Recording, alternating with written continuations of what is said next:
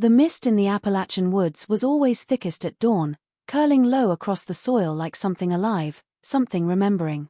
Locals said the mountains held secrets older than any map, but no secret was more unsettling than the story of the girl, just 13, small for her age, and swallowed whole by the shadows the day her grandfather married her.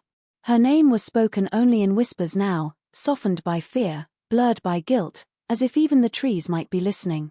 Few ventured near the ridge where the family lived, an isolated bend of land where sunlight felt weaker and silence settled with unnatural weight.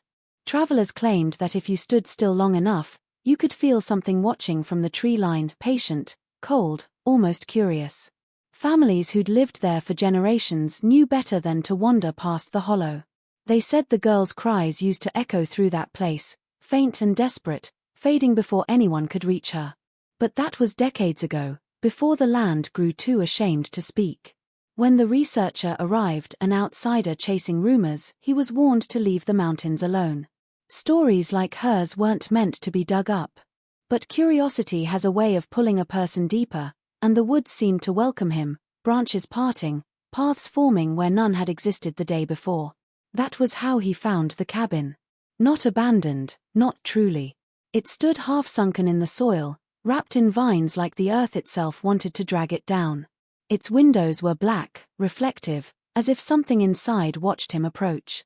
Before he stepped through the threshold, he noticed a carving near the door, crude, frantic lines etched into rotting wood. A family tree. But the branches bent back into themselves, looping, twisting, knotting together in ways no lineage ever should. The girl's name appeared again and again, as if time had circled around her, refusing to let her go. A chill swept across the floorboards when he entered. The air smelled of damp earth and something metallic. And somewhere below, faint but unmistakable, came the hollow thud of movement, one step, then another. Slow. Dragging. As if something that should not exist had been waiting for the sound of a new voice in the woods. The disappearance of the girl became the kind of story that clung to the mountains like fog, impossible to ignore yet too frightening to examine closely. People remembered seeing her just days before she vanished, small and quiet, carrying a pail of water from the creek while her grandfather watched from the porch with those pale, unreadable eyes. She never looked up when someone passed by. She never waved. It was as if she'd learned early that drawing attention to herself only made things worse. The day she turned 13, no birthday candles were lit, no celebration was held. Instead, the old man announced that she was now bound to him by mountain custom, a ritual so disturbing that even the most hardened locals refused to acknowledge it openly. Some said she didn't even understand what was happening when he placed a worn brass ring on her finger, a ring that had belonged to a line of women who all lived short and haunted lives. After that day, no one saw her again. Her grandfather claimed she was settling in, a phrase that sent shivers through the community, though no one dared challenge him. The man had lived in those woods longer than anyone could recall, his history stitched together from rumors of strange chants at night, old practices that predated the town itself, and a lineage that folded back on itself until the truth became impossible to separate from legend. Whenever someone worked up the courage to ask where the girl was, he would simply smile an empty smile and tell them she no longer needed visitors. No one pushed further. People in the Appalachians understood that some doors were meant to stay closed. But the mountain noticed. The woods around his cabin grew quieter in the weeks following her disappearance. Birds stopped nesting near the hollow. Coyotes skirted wide around the property. Even the wind seemed hesitant to pass through. Some nights, a single scream would echo from somewhere deep within the ridge, so faint it could have been imagination, but sharp enough to keep the bravest hunter awake until dawn. A few men attempted to investigate, but each time they approached the cabin, they felt something in the air shift, thickening like a warning. They always turned back. Rumors began to spread that the girl had been seen wandering in the early morning hours, drifting between the trees with bare feet and hair tangled in branches as if the forest itself held on to her. Others insisted the sightings were nothing more than guilt manifesting in the minds of those who had done nothing to save her. But a small number believed something else entirely, that the girl never left the woods, not truly, and that whatever fate had taken her was still unfolding, hidden away in the dark places beneath the earth where the roots grew twisted and human voices did not belong. The cabin had been nothing more than a rumor for decades, a whispered landmark spoken of by hunters who swore they'd stumbled upon it only for it to vanish when they tried to lead others back. Some claimed it moved, shifting deeper into the mountains like a living creature afraid of being found. Others said it hid itself the way certain animals do, blending into thickets and shadows until the human eye simply slid past it. For the researcher who ventured into the Appalachian wilderness chasing the girl's story, the cabin wasn't supposed to exist. Not on any map, not in any record, not even in the oldest family mentions. But the moment he pushed himself through the tangle of undergrowth on that fog-laced morning, there it stood, as undeniable as bone in the soil. At first glance, it appeared like any forgotten homestead left to rot, sinking into the earth under decades of rain and neglect.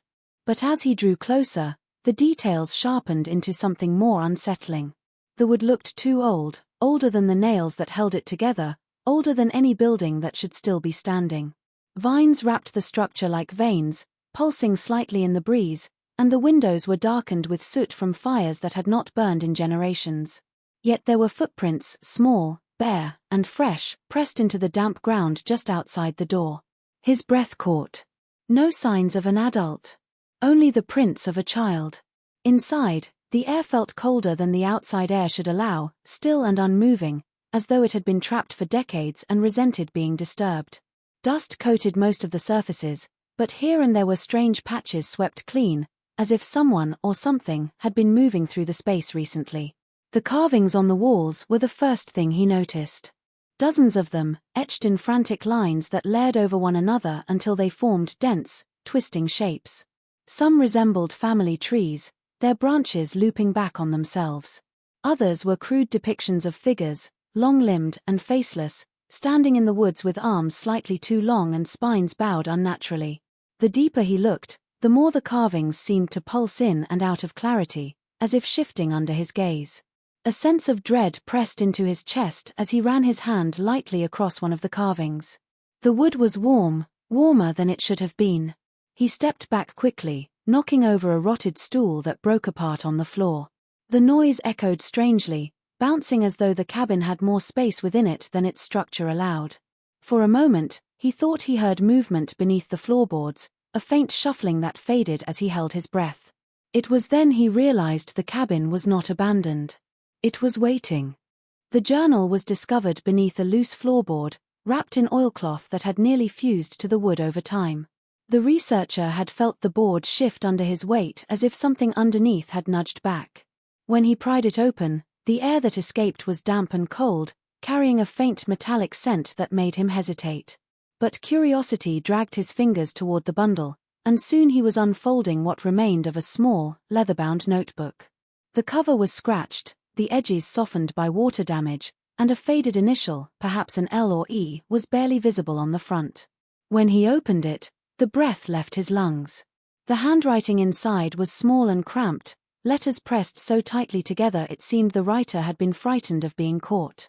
Much of the ink had bled from moisture, turning words into shadows of sentences, but a few lines remained readable. They spoke of ordinary chores at first, fetching water, gathering firewood, the silence of the house after sunset. Then the tone shifted. The girl began mentioning the voices under the floor, at first describing them as whispers she thought she imagined. But as the entries continued, the whispers grew more distinct, more insistent, until she wrote that she could hear them at night calling her name, stretching the syllables as though savoring them. Several pages had been violently torn out, leaving jagged remnants still clinging to the binding. The torn edges were darkened, as if they had been ripped by someone with dirt or ash covering their hands. Whatever had been written on those missing pages had mattered enough for someone to destroy them in haste. Still, fragments on the remaining pages hinted at something worse than the whispers. She wrote of her grandfather standing over the trapdoor at night, speaking words she didn't understand. She described seeing shadows moving beneath the cracks even when he was nowhere near them. One entry, partially ruined by water, contained only a few chilling legible words: "Not human, still hungry, won't let me sleep." The final entry before the torn section was the most disturbing. She claimed she heard a new voice among the whispers, one that mimicked her own. It spoke in perfect rhythm with her breathing and repeated her thoughts before she finished thinking them. She wrote that she felt it watching her from somewhere she could not see, waiting for the moment she would finally open the cellar door and look inside. The handwriting became increasingly frantic, letters tilted and shaking, ink pooling at the bottom of the page as though her hand trembled while writing. When the researcher reached the last intact page, he noticed a small smear near the corner. It wasn't ink. And the closer he looked, the less certain he became that it was dried mud either. The photograph surfaced when the researcher sifted through a stack of belongings sealed inside a rusted tin box beneath the cabin's porch. The lid resisted at first, as if the box itself didn't want to be opened, but eventually it gave way with a metallic groan that shivered through the quiet woods. Inside lay a handful of brittle papers, a cracked comb, and a single black and white photograph curled at the edges like something trying to retreat from the present. The moment he held it to the light, a chill threaded down his spine. It showed the family standing in front of the very cabin he had just entered, though the building in the picture looked somehow younger, less consumed by rot. The grandfather stood in the center, rigid and tall, his expression unreadable, his hand resting on the shoulder of the girl. She was small, half hidden behind his coat, her dress loose and wrinkled as if she had been pulled into the pose. But what unsettled him most was her face. The camera had captured every detail around her with startling clarity, the leaves, the shadows, even the stitching on the grandfather's sleeve, yet her eyes were blurred, smudged in a way that didn't match natural motion. It was as if her gaze refused to be recorded or as if something interfered at the exact moment the shutter clicked. The others in the photo, distant relatives perhaps, all wore stiff expressions, but none quite matched the tension in their stance. Their bodies leaned slightly away from the girl, small shifts that suggested fear or discomfort, something they didn't dare show outright. One woman on the far edge of the frame stared not at the camera but at the girl, her mouth parted just slightly, as if she were about to speak or warn someone before the moment froze forever.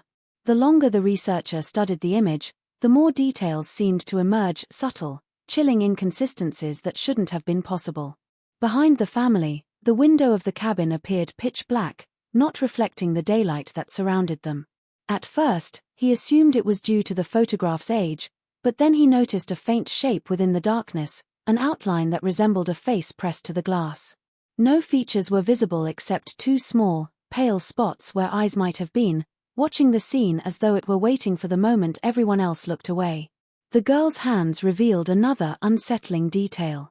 Though they hung at her sides, her fingers were curled inward tightly, almost unnaturally so, leaving faint scratches on her dress. She seemed to be holding something back, panic, pain, or perhaps a plea that never reached anyone beyond the captured instant.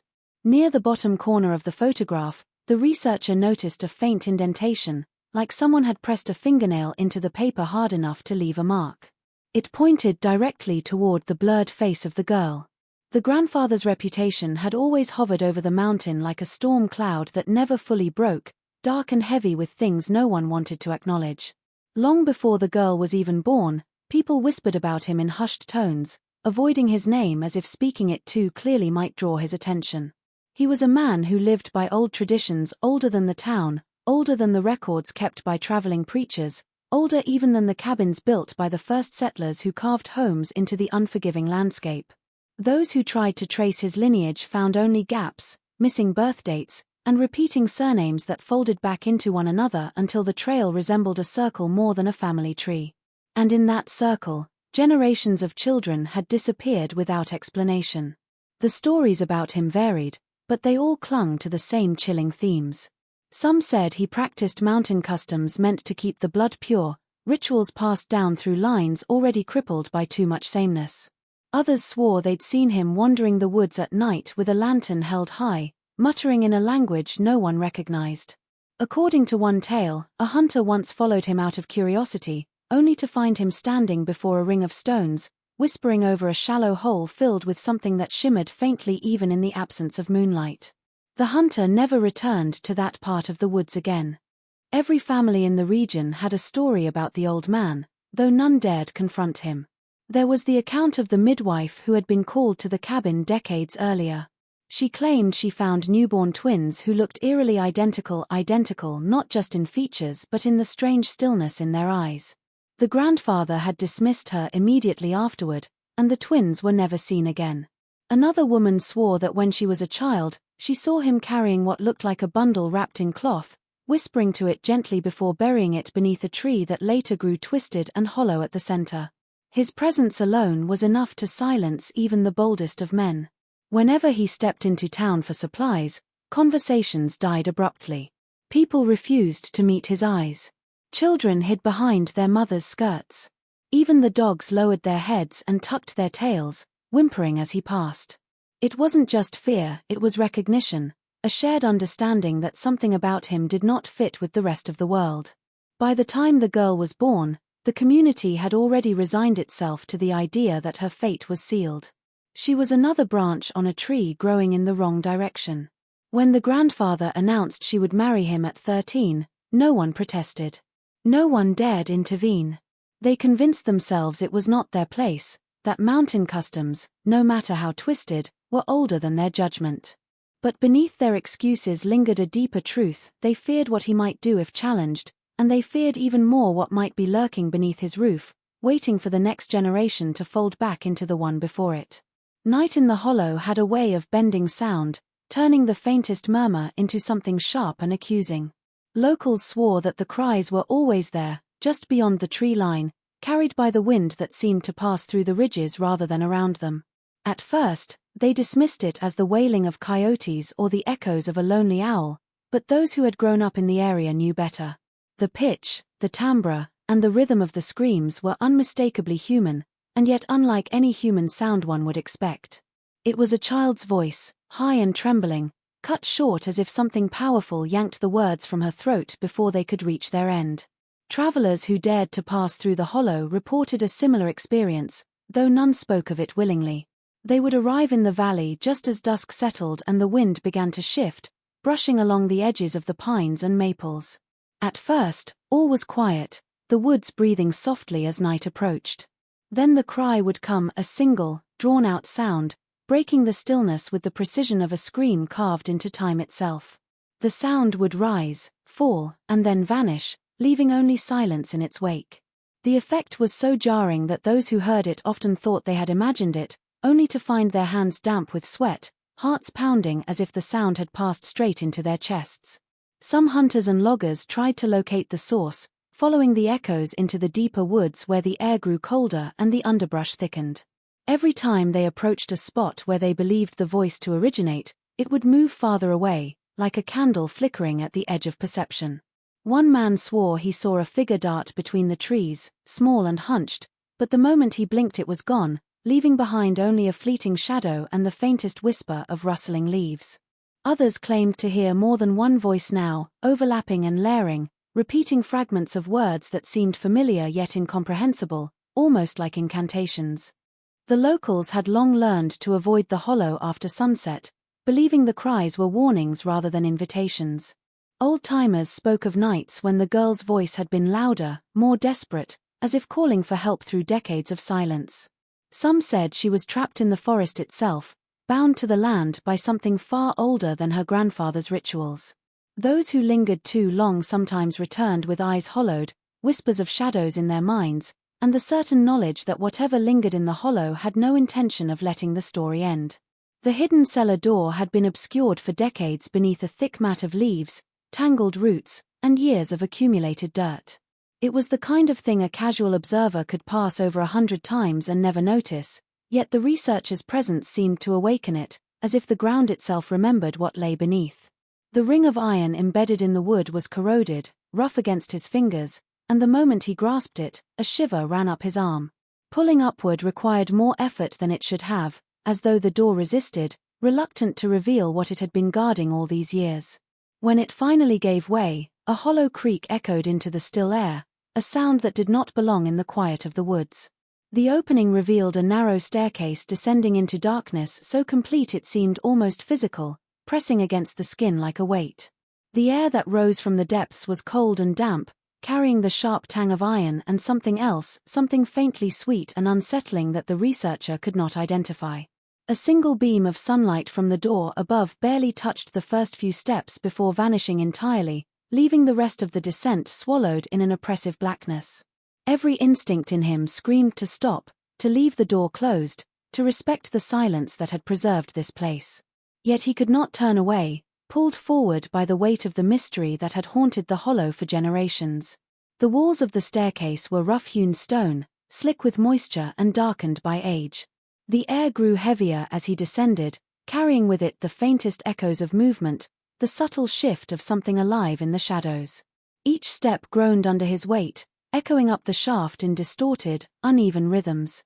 The further he went, the more he became aware of the smells: earth, decay, and the metallic tinge of blood long dried yet somehow persistent. The sounds from above faded into a distant memory as the cellar seemed to close around him, a cocoon of darkness that made him doubt whether he could ever climb back to the surface. At the bottom of the stairs, the floor leveled into a chamber larger than he had anticipated. Its walls were lined with crude shelves and boxes, some collapsed under the weight of time. The air was colder still, and the faintest draughts whispered through the stone, carrying faint murmurs that seemed almost like speech. Shadows clung to the corners, thick and unnatural, twisting into shapes that suggested movement just beyond the edge of vision. And at the center of the room, the floor itself appeared warped, as if the earth beneath had been dug and replaced repeatedly over the decades. Something lay beneath it, something that the cellar door had been hiding, something that had waited patiently for anyone foolish enough to pull the iron ring and descend into the darkness. The drawing on the cellar wall was almost imperceptible at first, faint scratches etched into the stone as if someone had pressed their fingernails deep enough to leave a trace of their presence. The researcher's flashlight trembled slightly in his hand, and for a moment, he thought he was imagining it. But the longer he stared, the more distinct the lines became. It depicted a small girl, roughly the size of the one who had vanished, standing in the middle of the room. What made the image so unsettling was the duplication. Another version of her clung to the first, a mirror image that twisted unnaturally at the joints, fingers bent in ways that no child's hand should bend, and eyes drawn wide in a permanent expression of terror. It was not playful or innocent, it was a confession carved into stone. The walls were damp and smelled of earth and mildew, but the scratches felt deliberate, intentional, as though whoever had made them wanted the message to endure through decades of neglect. The girl in the drawing seemed to reach toward something unseen, her second self pulling away at the same time, creating a visual tension that was impossible to ignore. The more the researcher studied the lines, the more he felt as though the figures were moving slightly in his periphery, shadows cast by the flashlight shifting as if responding to his gaze. His breath quickened. The drawing was not just an image, it was a record, a memory, a warning. Beneath the etched figures were faint scrawls, letters and numbers jumbled together, some symbols repeating in ways that suggested a pattern, a code. It was impossible to read fully, but fragments hinted at fear and isolation, a chronology of suffering that no one alive had remembered until now. Each line felt as though it had been made by a hand desperate to communicate, clawing at the wall to make the unseen seen. The researcher traced one of the scratches lightly with a fingertip and shivered as the stone seemed warmer than the surrounding walls, pulsing faintly under his touch. As he stepped closer, he noticed faint impressions on the floor beneath the drawing.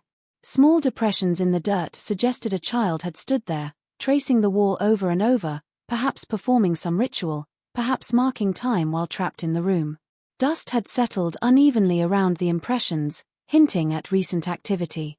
Somewhere in the shadows, he thought he saw a faint movement, just a flicker, as if the figures in the drawing had not been confined to the wall but had seeped into the air, into the corners of the cellar itself. The longer he remained, the more the etched figures seemed alive, their duplicated forms reaching simultaneously for escape and for each other, a silent plea etched into stone that demanded to be seen and felt.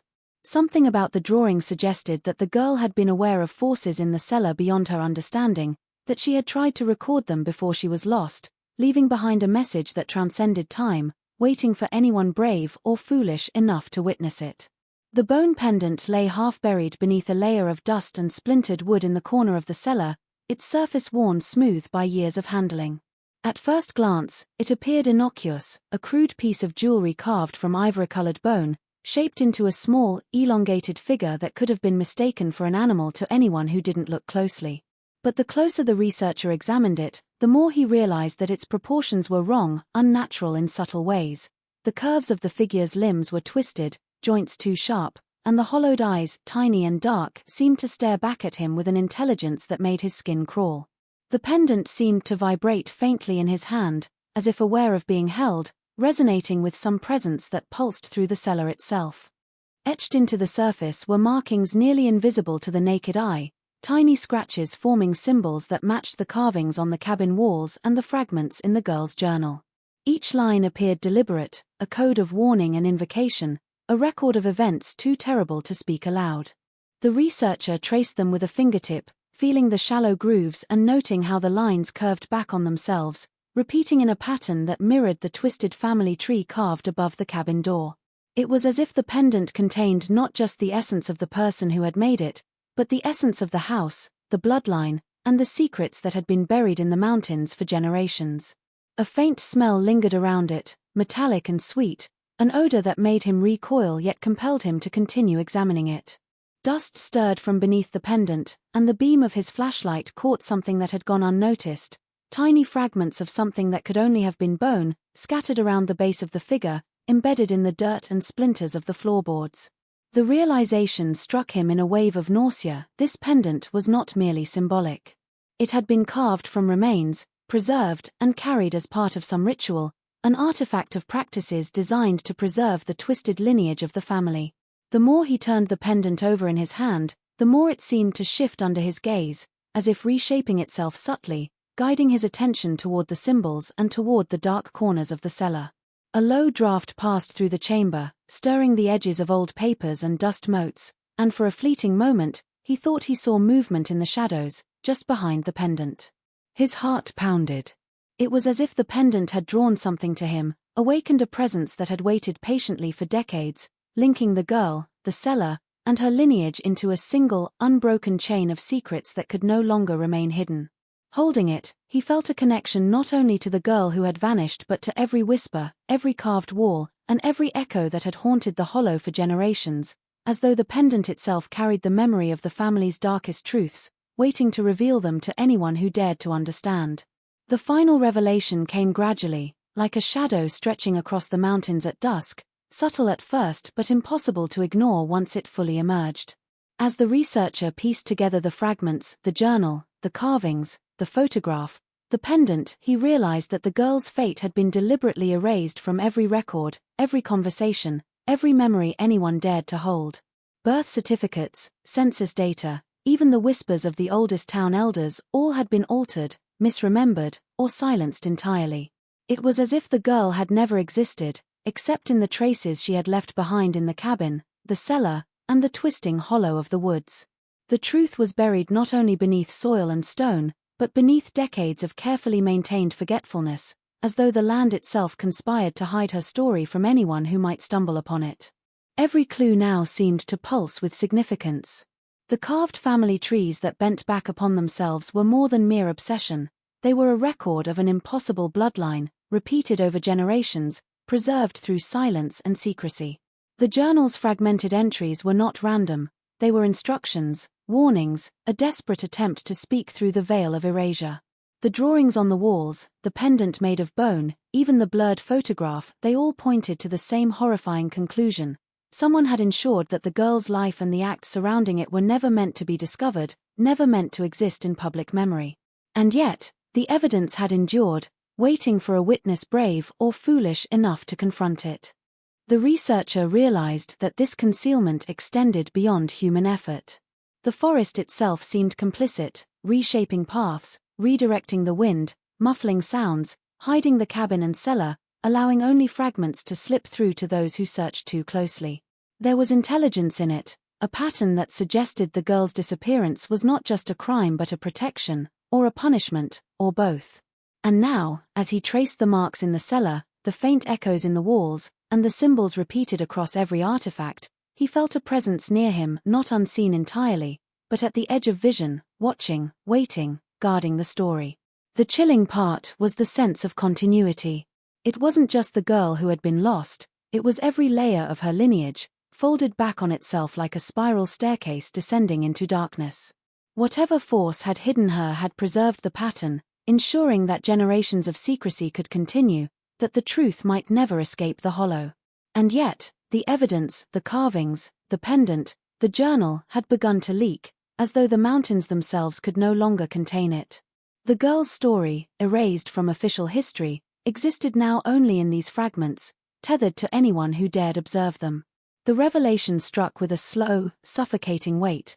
The girl's disappearance was not an isolated tragedy, not a single act of cruelty. It was the culmination of decades of deliberate concealment, a living secret embedded in the forest, in the cabin, and in the bloodline, and something in the woods still lingered to ensure that anyone who uncovered it would understand that this story was far from over.